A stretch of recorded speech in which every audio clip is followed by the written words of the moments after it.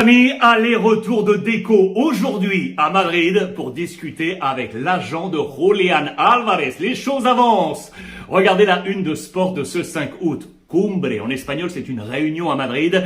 Donc pour, je cite, pacter la stratégie finale en vue de la signature. Et le journal catalan de rajouter, le Barça va tout faire pour incorporer l'Argentin avant la clôture du mercato, avec l'aide du joueur lui-même, sous-entendu que le joueur devrait de nouveau manifester publiquement son envie de rejoindre le Barça, comme il l'avait déjà évoqué. Souvenez-vous, cette envie de quitter l'Atlético, c'était le 22 juin dernier, en pleine Coupe du Monde. En page intérieure, on détaille. Deco, le directeur sportif du Barça, est donc aujourd'hui même à Madrid, accompagné de Joao Amaral, membre du board du Barça, pour un nouvel échange avec Fernando Hidalgo, l'agent de Julián Álvarez. Attention, le Barça ne cache pas la difficulté de l'opération et ne veut pas vendre de l'optimisme à tout va. Mais le président Laporta est convaincu quant à Flick. Regardez encore la une de Mundo Deportivo d'hier. Il met la pression et veut absolument un numéro 9 depuis le départ de Lewandowski pour Chicago. Page intérieure, Flick attend un 9. Deco est ainsi aujourd'hui, donc je le répète, dans la capitale espagnole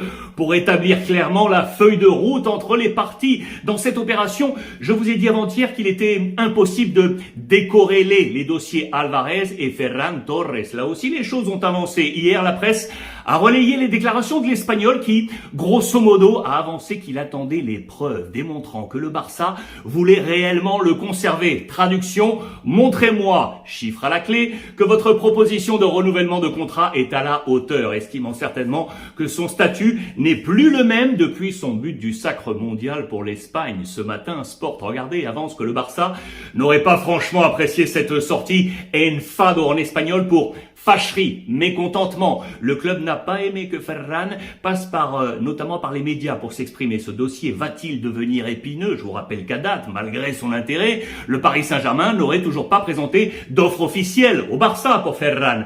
Le club catalan pourrait-il assumer le risque de voir son joueur entrer dans un bras de fer et partir libre dans quelques mois après l'avoir acheté, je vous le rappelle, 55 millions d'euros à Manchester City? C'était en janvier 2022. 55 millions, c'est exactement, regardez le montant de sa dernière valorisation Transfermarkt. Concluons avec la une du Mundo Deportivo, également de ce matin, qui pour moi synthétise parfaitement la situation à date. Le Barça reste ferme, Julián Álvarez reste l'option numéro 1 et Ferran recevra bien une proposition de prolongation, mais sans grande majoration financière. Et s'il souhaite partir, eh bien il faut une offre. Suite au prochain épisode.